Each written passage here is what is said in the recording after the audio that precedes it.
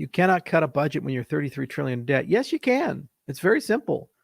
You just say every year we're going to cut 5% off of what we spend. After a few years, you actually start running surpluses. You have to service your debt first.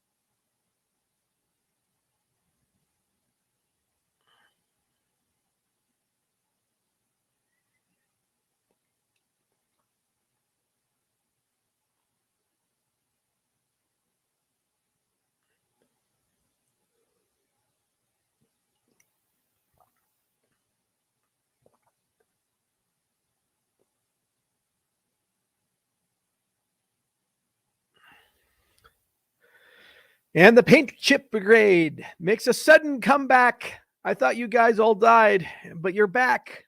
Burning Ada. Whose Ada am I going to burn? Good old paint chip brigade.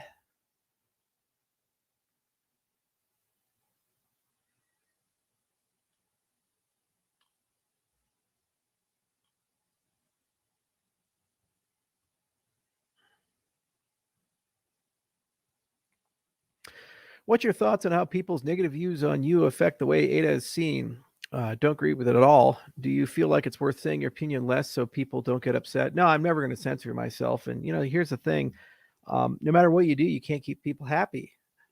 The cold plunge is a great example of that. So I go in, they say, oh, you got to go in with your shoulders. So I go in with the shoulders and they say, oh, you're not dunking your head. And then they say, oh, well, it's not actually cold water. It's fake cold water. So you show them the thermometer. Oh, it's a fake thermometer reading. And then they say, well, you're not going to the gym. I work out every day, guys. Okay. I don't exactly have the body like it, but I'm not killing it for 4 hours at the gym, and gradually improving, increasing. I have a long road to go, but I do work out. I put time in. There's a lot of discipline that goes into it. Can't keep people happy because they move the goalposts. And people have a negative view about me. They read a book that Lara wrote or someone else wrote about stuff that happened 10 years ago, where people who are now our competitors have decided to say something on or off the record, worked its way into a book. Is that book fair? Is that counting of history fair? Is it taking the totality of all things accomplished? No. So why does it matter? But the problem is, if that's your only input, that must mean it's true today, right? I have to be an evil, despicable person.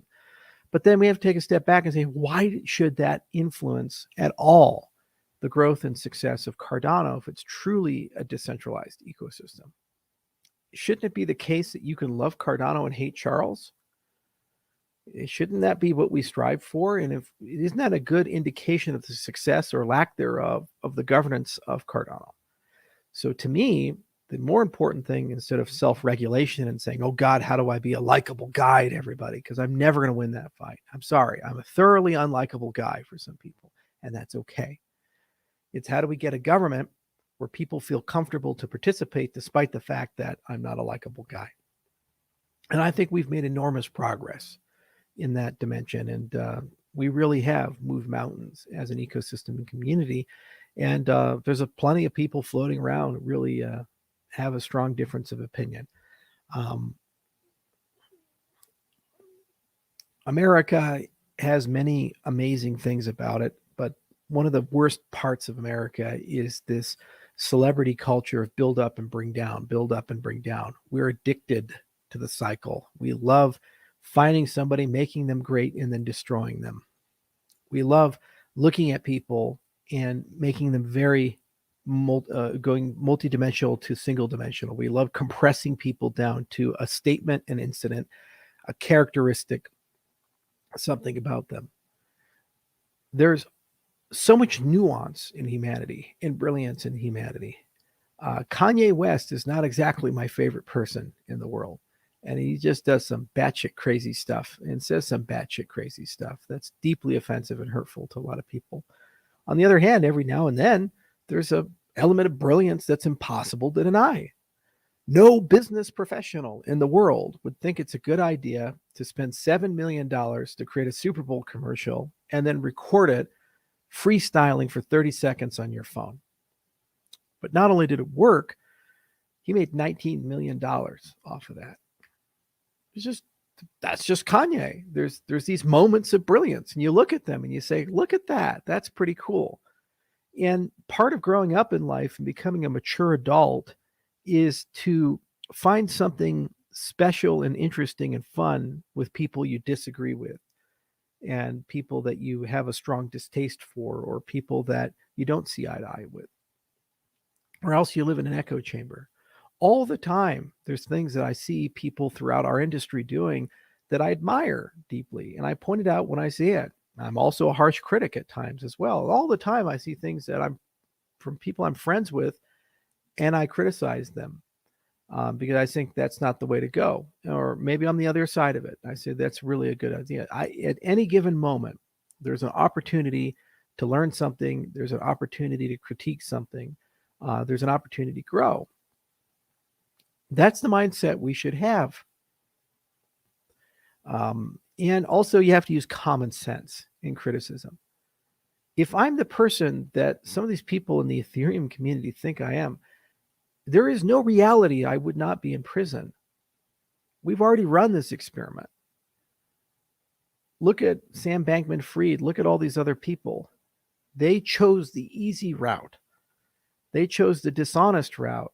They ran that for several years. I've been here for more than a decade. I've worked with thousands of people, built this giant ecosystem, traveled to 70 plus countries, built and built and built and built and built. Why is it I'm not in prison? Why is it there's not massive lawsuits and all these other things and all these people pulling me down? How is it we're able to just deliver? Do we always deliver on time? No, but we get there. We write the papers, we do the work, we write the code, or the deadlines sometimes move. Yeah, sure. It's called software. Read the history of Windows Vista. Read the history of the Boeing 787. Yeah, there's delays. But at the end of the day, there's no major scandal, no major. So yet somehow I'm this evil, ultra Machiavellian, super manipulative person who's never accomplished or done anything, has no technical skills, and all he does is just sit down all day and lie to people. But yet we're able to build all this, and yet somehow able to build all this without major scandal or prison. It doesn't make any sense at all. It's just fantasy. It's just absolute abject fantasy. But it's a fantasy that some people want to believe because they don't want to connect the dots and actually admit that there's something there. And it's gotten so absurd. In certain circles, you're not even allowed to mention Cardano or me. And if we do anything, you can't say it. You have to find another ecosystem that did it and then take it from there, because it's a, it is what it is. Go to cryptocurrency Reddit is a great example of that. It doesn't really impact me. I mean, I'm still building, guys. I'm still here. I'm Johnny fucking Live a Lot. We've never been stronger as an ecosystem. I've never been personally stronger in terms of my business empire. Think about it. 18 months ago, we had an idea on a whiteboard. Now we've genetically engineered plants. They glow in the dark. And in a few years' time, they'll be geoengineering the planet. I have the plant. It exists. It's in the lab. And we'll make a big announcement about it at some point. We're starting anti-aging trials. Vitalik likes to talk about anti-aging, give some money to some anti-aging people. We actually have the clinic. I spent $70 million building that facility. We have all these amazing people that we've pulled together, and we're able to do clinical trials. And we have all these great partnerships for these clinical trials. So the same academic rigor that we used with all the computer science research, we get to use now with medicine research. Get FDA approval. Okay. It's not hypothetical. There's over 6,000 plus patients, 6,200 patients last time I checked at my facility up in Gillette, Wyoming. If I'm so incompetent, so incapable, and so unable to do anything, how does that exist? Where does it fucking come from? Just woke up one day. I'll tell you where we bought it. The land we bought had the old Skyline Grill at it. It was an out of business restaurant, 4,000 square feet. People made burgers. We found hidden stripper cages in the back of it. That's where we started. Now there's a 10,000 square foot clinic, which is going to double or triple in size in the next year, with 6,000 plus people going to it. It's the top clinic in all of Campbell County for primary care, along with a big research arm that's adding lifestyle medicine in. I built that as a side adventure while doing all this other stuff. Is that reflected at all in any of it? No, doesn't exist. Doesn't exist. People aren't going to be fair. We're, as human beings, pathologically incapable of being fair or deviating or recognizing our cognitive biases. Just who we are. That's okay. You know what? Forgive and forget. It's okay. Just accept the reality of human nature. And that's why blockchain technology exists, because we need rules. We need regulations. We need moderation. We need structures that hold us accountable. If you hold money, you need an auditor. If you do something, you need somebody on the other side of it to keep you honest, no matter who you are or how virtuous you are, because at some point you run into a blind spot and you are unable to admit something that is true. Good systems have checks and balances. Good systems have oversight. And if anybody tells you otherwise, they're either trying to steal something from you or they're naive. That's the wisdom I've learned in life. And so that's why I love peer review, because no matter how brilliant we think we are, there's a crucible of truth where external parties actually tell you if you are or you aren't. That's why I like distributed systems and open source systems, because no matter how good your idea is, it has to be mixed up and discussed in a larger community. That's why I like the public accountability of coming here and doing AMAs with you guys, because you can take a look at prior statements on Hoskinson. You can see what I was saying a year ago, 2 years ago, 3 years ago. And yes, absolutely, every now and then, some of the things that I wanted to happen didn't happen. Some initiatives we started didn't work out the way we hoped. But the totality of things, the thread of things is, when we said we were going to do it, we did it. And I remind you that we did it. Shelley came. Gauguin came. Basho's in flight. Voltaire's here. We're doing it right now. We said we were going to do it. We put the pictures down, and that happened as an ecosystem and a community. And are we giving up? Are we walking away? No, we left behind a sovereign wealth fund with $900 million of value inside of it for the community to be in control of and spend how they see fit. Proud of that. That is the legacy. That is the track record. That is the indisputable truth. And, you know, if trying to deviate from that truth means that I have to not share my opinion more or not wear my heart on my sleeve, then I'm not being genuine to people. I'm not being honest with people, not being transparent with people. I am who I am. I show up here every day. I'm fat. I acknowledge that. Got to lose some weight. So that's what I'm doing. I'm not complaining about it, not making it your problem. You certainly do remind me over Twitter. It takes a lot of courage to be a fat person and take your shirt off and jump into a cold plunge, because you know that you're going to be harshly criticized for that. And people are going to say just terrible things for it. But, you know, you do it anyway, because it inspires and encourages other people who may be in the same situation to say, hey, maybe it's okay. Maybe I can do something too. It takes a lot of courage to jump into a cold pool of water on a ranch and stay in there for 3 minutes.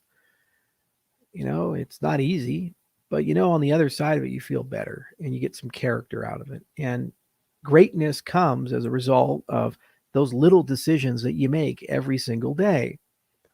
Every small choice. Do you eat the donut or not?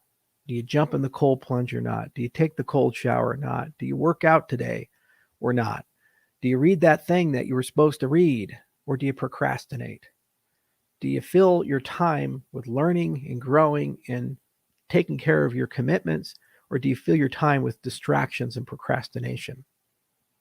Every one of those small decisions over a lifetime translates to a life well lived or a life not.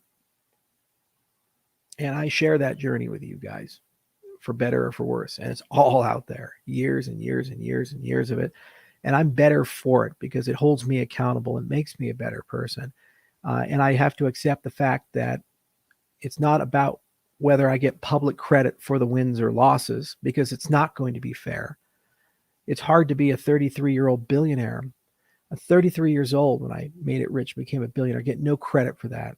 All these other people, they get to be on Forbes, the front page, on the list. They get all the accolades. Look how brilliant they are. Look how capable they are. Oh, you didn't earn your money. You're a scammer. You're an evil person. You're a con man. Look at all this stuff. You don't even get to be rich anymore and enjoy the fruits of those labors. You don't even get to enjoy anything. Society just won't give it to you. So you don't do it for those reasons. You do it because it was something you wanted. There was a challenge to overcome. And then you do it because once you've achieved all of that, you can leverage that to go and do some more interesting things. Because I made the money, I was able to actually go and invest in anti-aging and medicine, which has always been a passion of mine. Because I made the money, I got to invest in synthetic biology. Because I made the money, I get to do agricultural work. Because I made the money, I get to do political work. I get to do charity work. I get to donate and create the Hoskinson Center and actually do formal mathematics, things that I cared about, but I had no ability to influence. And because of that, that's there. And that's why I'm here. And that's why I share these types of things. And I share with you for the public accountability side. You're the best people in the world at keeping me honest. And it all works out in the end. We're all just people, no matter how great or how small, and we're all living in the same world, and we're just trying to figure it out. Stop being so hard on each other.